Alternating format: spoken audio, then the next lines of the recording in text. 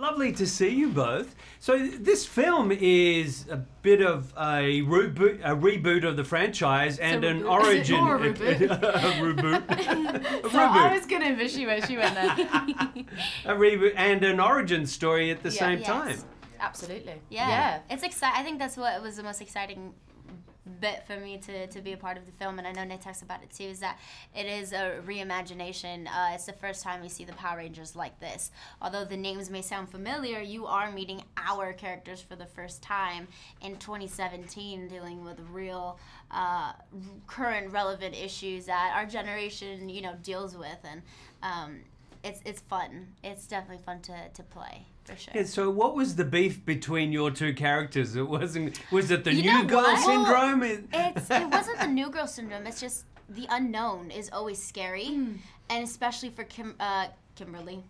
I think for Kimberly too, because she's kind of been dethroned, for sure, and that's unknown territory for her because she's always been the queen bee of high school. But I feel like for Trini, the unknown for her was scary, that she's never had friends before, and now she thinks that doesn't want to admit it, but thinks these people are actually kind of cool and actually can kind of help her as a person to grow and figure things out and feel like she belongs somewhere for the first time. And so at first she's kind of like, you're Kimberly Hart and we're not supposed to be friends, but you're kind of cool, so I don't know. Maybe. Yeah, I think there's like hesitation, but I don't think it's beef. No, it's not. There's no beef. I think what it is, and for Kimberly, I think that I think you can tell, like, she wants to be friends with Trini because I think she's been around people that are a little bit fake.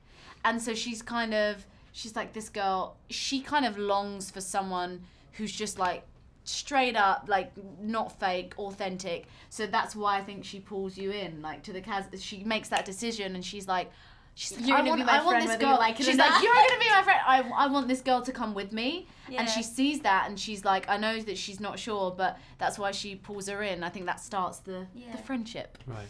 How much was Power Rangers a part of your own childhood? I guess, was it in the UK? Yeah, no, it was. It was in the UK. Yeah. I mean, I remember like playing the Power Rangers with my brother. So even though I don't remember like specifically the shows, like, oh, I remember watching the shows, I remember playing it with my brother, which shows, I think, even if you didn't watch the shows, like you wanted to be a Power Ranger or somehow the Power Rangers, were in your, you grew up with them somehow. Yeah, I think that's why the concept of being a superhero in general is so relatable. And I think what made the Power Rangers so special is that you could be a superhero with your friends. And that was the coolest for me. I come from a very big family. I'm Latina, so that explains it. I'm one of 19 grandchildren on my mom's side and one of 15 on my dad's. And I mean, instead of playing house or teacher, it was like, okay, we're gonna play Power Rangers, and what color are you gonna be, And I always loved the color yellow, and I was too young to really remember specifics about certain characters, but it was the color. It was my favorite color, and it was the fact that, a girl can be a superhero. That really clicked. Well, the last Power Ranger movies was 20 years ago, and in that time frame, there's been a lot of advancement in superhero nature, culture, films.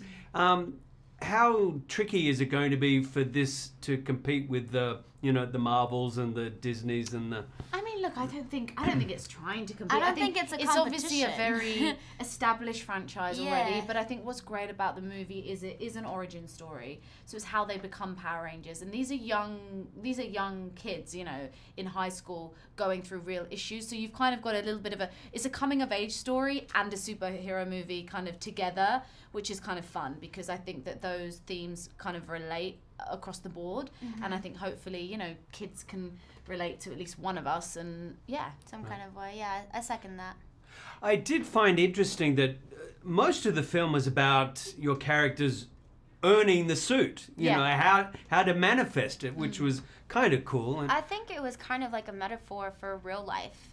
These kids are growing up, and then they get given the responsibility to save the world, and it's like in real life when teenagers go into adulthood, you go from figuring out who you are, and then all of a sudden you're 18 years old or 20 years old, 25. By the time you know it, you have all these responsibilities and bills to pay, and you're overwhelmed, and you need good people around you, and it's a lot. That's what these kids are going through, but just in a superhero way, which is kind of like cool to me because it reflects real life in some kind of way. Although, you know, I don't have a Zord in my backyard, which would be really cool. Well, speak for yourself, Becky. That's right. As one of 14 grandchildren, I have a sword. So how much did you enjoy the action sequences and, you know, playing dress up in those iconic costumes? A lot of the action sequences that we did weren't in the suits because, as you've seen, we're earning the suits and we're training, which was a lot of fun. I think what I enjoyed that it was like choreography almost, so it's like a dance between. So actually, well, I say that one time I did actually punch someone in the face. I punched one of the stunt guys because I think apparently the first time that you do like a fight scene, it's like an adrenaline rush. They say it's pretty normal. Like it is super normal. They say that usually, and I did one of these, obviously not like that. I can't do it in this probably. Yeah, I was like, oh, but I made him bleed, and I actually bled myself, and I felt so bad, and I was like, I'm so sorry, and he was like, carry on, and I was like, no, I can't bleed. I was like, I'm sorry, I can't. They're like, nay, like it's fine, it happens all the time. But we took a lot of pride in being able to be a part of the stunts. It was training for everything. It was like we were really training to become superheroes.